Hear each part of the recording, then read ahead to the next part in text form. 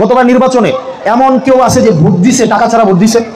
না, ভোট প্রতি 1000 নিকলো 1000 2000 করে দিছে, দিছেন না? এটা সহজ হিসাব। আপনি হয়তো আমি বা আপনি হয়তো 1000 টাকা নিছেন, 1000 টাকা নিছেন, আপনি একজনে 1000 নিছেন। এখন যে টাকা দিছে সে কি একজনে দিছে নাকি অন্তত ধরেন 1 লাখ মানুষে দিছে? 1 লাখ নাকি 50,000 মানুষকে তো দিছে। আপনি নিছেন 1000, কিন্তু এদের খরচ হয়েছে কত? অন্তত 10-15 কোটি টাকা, তাই না? আপনি 1000 টাকা নিছেন, কিন্তু যে ডেমিনাবল ড্রাইভারের খরচ হয়েছে কত? 10 কোটি টাকা। এতে কি নির্বাচনের পরে টাকা উঠাইতো না? এতে কি উঠাইবো না টাকা? নাকি এটা ফ্রি ফ্রি দিয়ে দিছে? এটা উঠাইতো না? এই টাকাটা উঠাইবো, এত প্রথম 3 বছর টাকাটা উঠাইবো। তো টাকাটা যখন উঠাইবো তখন কি রাস্তার কাম করবো? আমারে বুঝান, তো রাস্তার কামটা এতে কেন করবো? কারণ এত তো আপনি যখন চেয়ারম্যানের কাছে কাম করতে যান, সহজ জিনিস, আপনি চেয়ারম্যান বানাইছেন, এরপরে জন্ম নিবন্ধনের কার্ড আনতেন গেছেন, এত 1000 টাকা কি বই থাকে? বোঝায় না?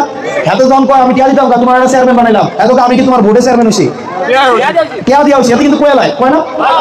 চেয়ারম্যান অফিস থেকে কত কিছু কাজ লাগে, এগুলো দেখেন একটাও কিন্তু ঘুষ ছাড়া হয় না। অথচ সে ছিল আপনার গোলাম। গোলাম রে কি সে যদি ভোটের ভয় পাইতো যে এই বছর যদি আমি কাজটা ঠিকভাবে করে না দেই, আগামী বছর গেলে এই লোকগুলো আমার ভোট দিবে না, সে যদি এই ভয়টা পাইতো তাহলে কিন্তু আপনার কাজটা ঠিকই করে দিত। আমরা আমাদের অনেক সচেতন হইতে হবে।